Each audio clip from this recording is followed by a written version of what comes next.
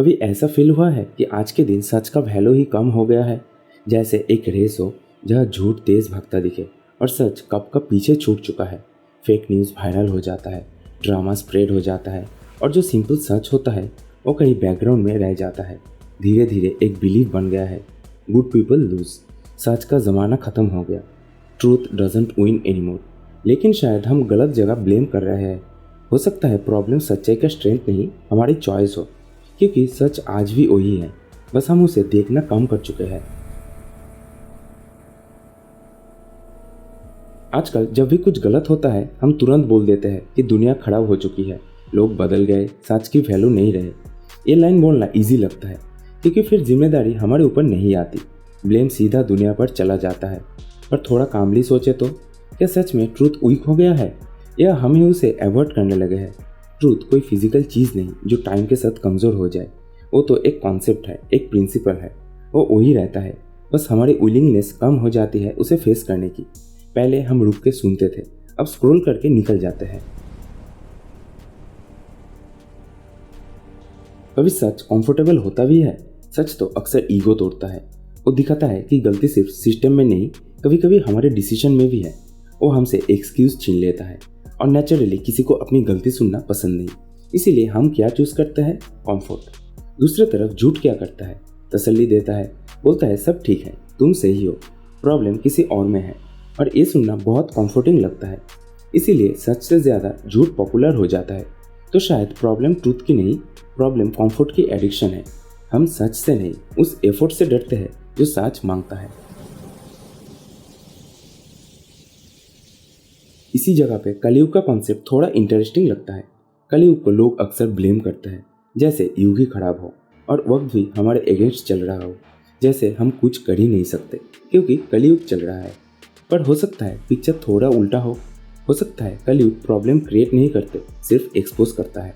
धर्म गायब नहीं होता, ट्रूथ डिसअपियर नहीं होता, बस इनकन्वीनियंट लगने लगता है, एफर्ट मांगता है, डिसिप्लिन मांगता है।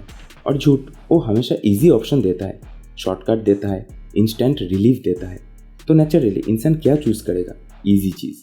ये नज़र से देखे तो शायद वीक नहीं लगता, हमारी प्रेफरेंस वीक हो गई।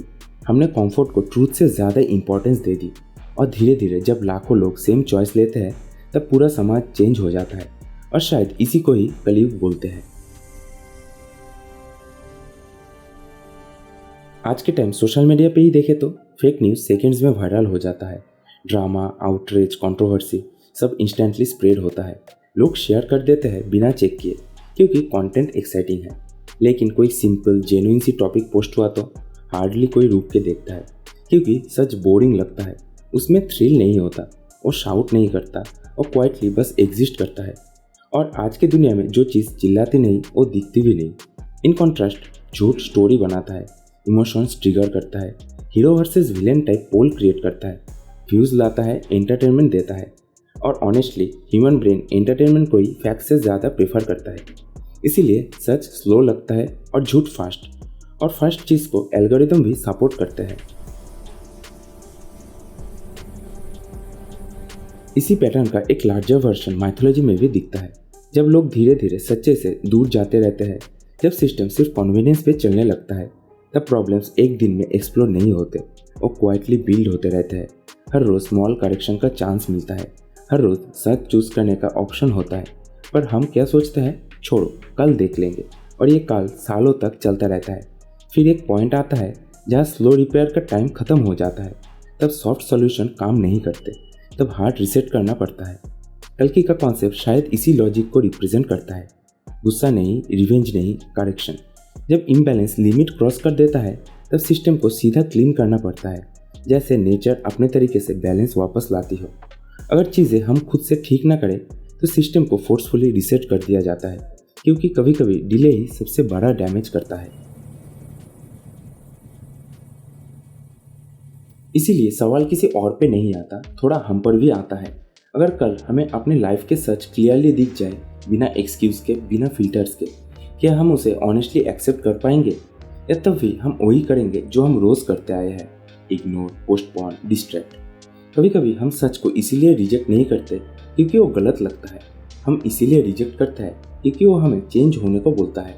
और चेंज कंफर्टेबल नहीं लगता, पर शायद ग्रोथ का कोई और रास्ता होता भी नहीं, क्योंकि ट्रूथ कभी दूर नहीं जाता और वही रहता है।